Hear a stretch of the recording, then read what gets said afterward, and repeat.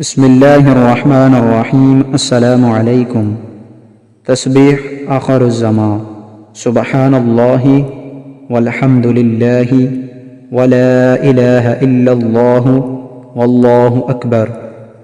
حضرت عبداللہ بن عمر رضی اللہ تعالی عنہ فرماتے ہیں کہ نبی اکرم صلی اللہ علیہ وسلم نے ارشاد فرمایا، دجال کے زمانے میں مومنوں کا کھانا وہ ہوگا جو فرشتوں کا کھانا ہے۔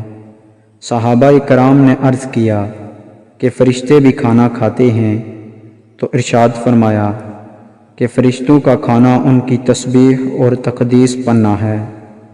دجال کے زمانے میں جو شخص تسبیح اور تقدیس پڑھے گا، اللہ اس کی بھوک دور کر دے گا، اسے بھوک کا خوف نہ ہوگا۔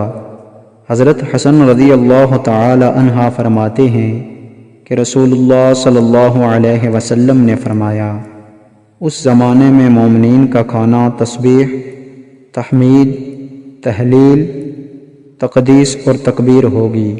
اللہ تعالی ہم سب کو عمل کی توفیق عطا فرمائیں۔